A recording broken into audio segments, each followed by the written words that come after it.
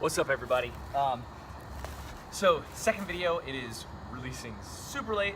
Time was not on my side today, but we're getting it in anyway. So I am here in my backyard. It is almost 9 p.m. on Monday in Atlanta, so it is a frigid 60 in December. But here's what we're gonna do. Here's hopefully today's workout went really well. Went really well. Keep track of how long it took you to get through each individual round. If you kept track, if you didn't, no worries. Do that on Wednesday, okay? Because you're gonna do yesterday's workout, you're gonna do it on Wednesday, and you're gonna do it on Friday as well. Keep track of those split times. If you can't keep track of the split time, keep track of the overall workout time, and that's fine too.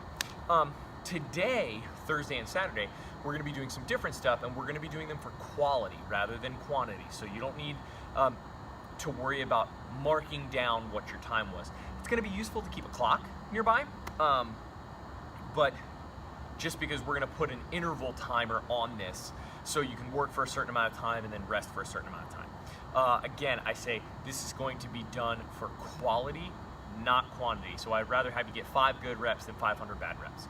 I want to encourage you to go back into the movement log that exists on YouTube, take a look at the pullover. We're going to be doing some of that stuff, and then specifically some of the grip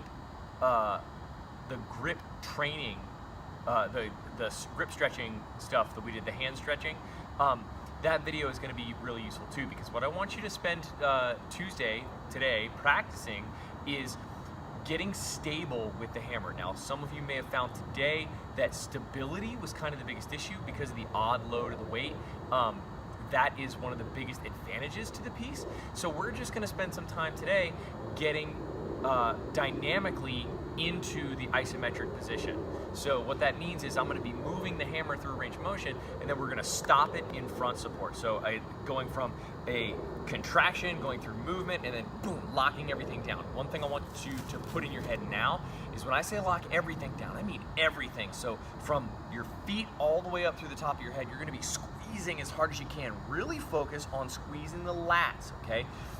Made reference to the video today about thinking about juicing lemons through your armpits. That's really gonna make sure your lats are well engaged. And then in the pullover video that I referenced earlier, making a note about keeping your shoulders back, keeping scapularly retracted, and not letting yourself pull over into the front, okay? So what I want you to do, you're gonna set a 3-minute timer, do this work for about 3 minutes, then take 2-3 minutes, rest, stretch, think about what worked and what didn't work. Try and analyze exactly what was going on with the hammer that was going well and what was going on that really wasn't working. And then in your next set, try and fix it. If it doesn't work, figure out why. With this training, I really want you all to become students of your own physiology. Yes, I can coach you through this stuff, but you're gonna have a lot more fun learning to play with the hammer as a strength tool if you're developing this kinesthetic awareness of what's going on with the hammer, okay? So, first couple of things. The main thing, and if you don't progress past this movement in today's workout, that's gonna be fine. But the main thing we're gonna do is we're gonna start in a swing ready position, and then I'm gonna pull the hammer up to front support, lock everything in, push off into the swing, pull it back into front support. Remember, we're squeezing through the hamstrings and glutes to get the swing going, but I'm really focusing on what happens up here. So, I'm gonna hike back, add my second hand, whew, there it is, okay? Locking everything down. To push it into the next swing, push off the top hand, release the bottom hand, and bring it back up, okay? We can go 2 hands here, that's fine, okay? Or you can alternate hands. So I can push the top hand off, swing, and bring it up to the front. Now, there are some variations that we can do with this, and we're gonna take it to either side of your body.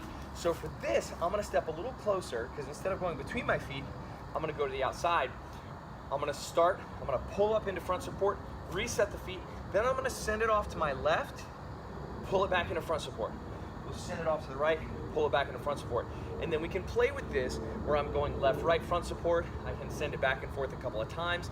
I can go 2 hands, I can go 1 hand. There's a lot of variations here. So, all right, let's pull it up, set the feet. Then I'm gonna go off to the left, 1 hand, pull it back up. Now you notice that really changes things. okay? Sit your hips in, pull it back up, right? Switch hands. Sit the hips in, pull it back up, right? Notice when I went here and really dropped my chest down, that's when I had a hard time controlling the hammer back up into that front support position.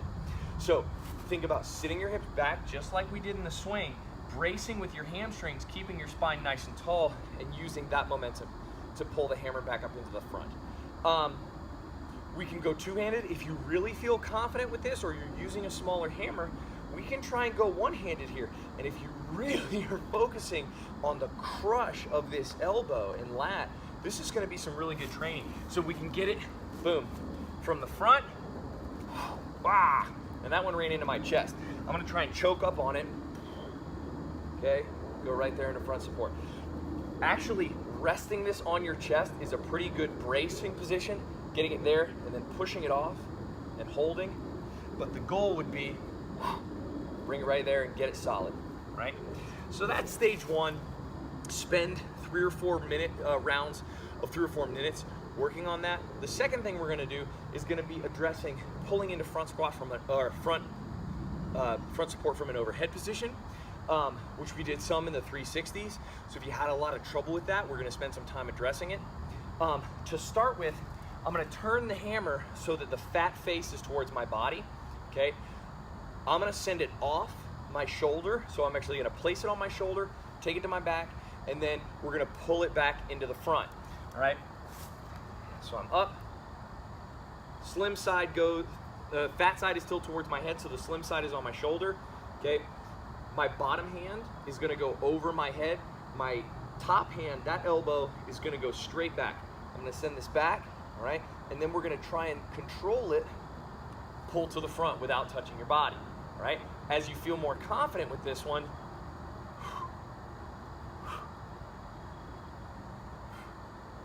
pull it over, pull it back. Now, if you manage to nick yourself in the back of the head, welcome to the club. I've hit myself in the head with a hammer a bunch of times. It is probably a mobility issue, and I've got a video out that addresses some of that behind the back positioning. Spend some time looking at it and taking a look at that stretch. Okay, if going over the shoulder feels really good and you want to get a little bit more adventurous, we can go over the top of the head, okay? This one, we do want to make sure that the fat face is towards your body, so you've got a little bit more clearance. From here, I'm going to try and keep the elbows at 90, send them over, and then pull them right back in, okay? Lats squeezed, okay? Shoulders back, lats squeezed in tight, elbows tight to my side. I can see over the top of the head, take it over, and pull it back. The big thing that you're gonna have to fight here is the inclination to overreach back and lose your abdominal control when the hammer's behind your head, so make sure we're staying nice and tight. Pull that in, send it back, pull it in, and send it back. We wanna make sure we have a really, really tight abdominal wall, and then from there, we work on out into your arms and legs, okay? So try and get 10 rounds of work in, so it's a total of a 30-minute workout with about 30 minutes of rest. Remember, we're going for quality, not quantity, and there's somebody walking around in my backyard. Not my backyard, over the fence. And yeah, take some notes over what worked and what didn't work. We're gonna do something similar Thursday and again on Saturday with some different movements. Try and enjoy this. Your body is going to be making some adaptations, but hopefully it's in a kind of a fun way. So have some fun with that. Let me know what you think. Post some video, especially of you unboxing your hammer. And oh yeah, go work out in the park for a piece of shameless promotion for me, because people will ask you what you're doing, and you can talk about it.